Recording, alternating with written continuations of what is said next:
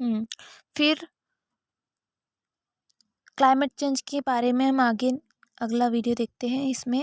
इस वीडियो में हम देखेंगे कि जो वायुमंडल में पृथ्वी के वायुमंडल में CO2 की मात्रा है वृद्धि के साथ साथ जलवायु के स्थान के अनुसार भी भिन्न भिन्न होंगी, जिसे क्या कहेंगे वर्ल्ड क्लाइमेट प्रोग्राम, जिसे WCP के अनुसार या WCP कहते हैं।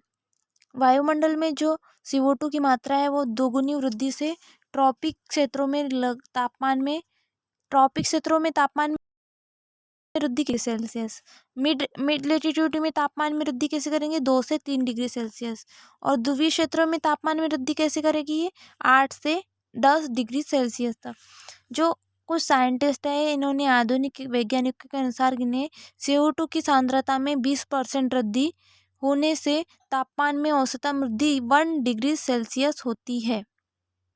अगर CO2 की मात्रा 20% में वृद्धि करती है तो तापमान में वृद्धि कितनी होगी 1 डिग्री सेल्सियस।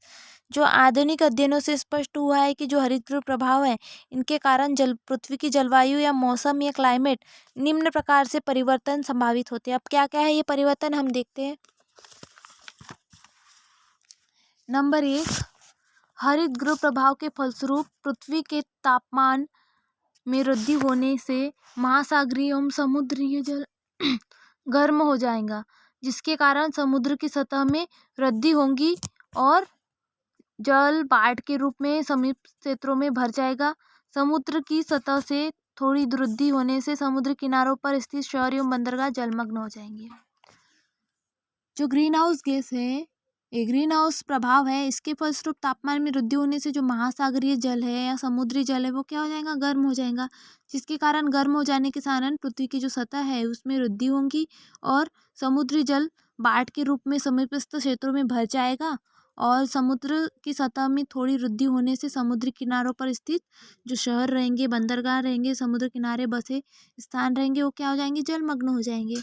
तो ये प्रभाव उसके क्लाइमेट चेंजेस में हो रहे हैं। फिर दूसरा कैसे होगा, तालाब है, नदी है, समुद्र है, इनके जल गर्मी के कारण वाष्पित होगा, जिसके कारण अधिक वर्षा हो सकती है। इस गर्मी के कारण वायु दाब कम होने से आंधी चलने की संभावना बढ़ जाती है। इस प्रकार के जो मौसमी प्रभाव रहती है उसको हम एल नीनो के नाम से जानते हैं। इस घटना से अचानक हुए मौसम परिवर्तन के कारण भयंकर तूफान आते हैं, जिस कारण समुद्री इलाके जलमग्न हो जाते हैं। सेकंड वाले इसमें क्या समझ आ रहा है, जो तालाब है, नदी है, समुद्र है, इनका जल गर्मी के कारण वाष्पित होगा, जिसके कारण की अधिक वर्षा होगी और अधिक वर्षा होने के कारण वायुदाब कम होने से आंधी चलने की संभावना बढ़ जाती है और ऐसे जो अचानक मौसमी परिवर्तन होते हैं इससे मौसमी प्रभाव को क्या कहते हैं एल नीनो कहते हैं। इस घटना से अचानक हुए मौसम परिवर्तन के कारण भयंकर तूफान आते हैं, जिसके कारण समुद्री इलाके जलमग्न हो जाते हैं। थर्ड देखेंगे, शीतोष्ण प्रदेशों में यानी कि टेम्परेट रीजन में जो शीत ऋतु विंटर छोटी या गर्म ऋतु ग्रीष्म ऋतु लंबी एवं अधिक होती है, यानी कि जो शीतोष्ण प्रदेश रहेंगे टेम्परेट रीजन बोलते हैं जिसे हम, वहाँ पे शीत ऋतु कैसी रहेंगी छोटी रहेंगी और गर्म शीत ऋतु छोटी और गर्म रहेंगी और जो ग्रीष्म ऋतु है वो लंबी एवं अधिक गर्म रहेंगी और इस प्रकार से ये चेंजेस आएंगे। फिर और वर्षा में वृद्धि होंगी, परंतु जो मरुस्थलीकरण है, सूखा है, मृदा अपरदन है, इन समस्या जैसे विकराल रूप धारण कर लेंगी।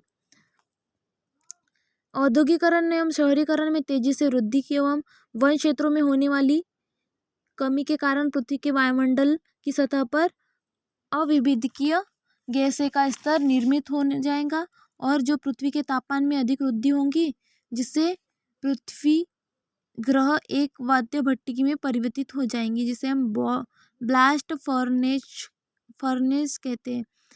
फिर नेक्स्ट देखेंगे परिवर्तन, जलवायु परिवर्तन या क्लाइमेट चेंजेस में जो पृथ्वी है उस पर उपस्थित पौधे एवं जीव जंतु है ये भी क्या होंगे, इससे प्रभावित होंगे और इसके कारण संपूर्ण पारिस्थितिक तंत्र इकोसिस्टम नष्ट हो सकता है या नष्ट हो जाएगा।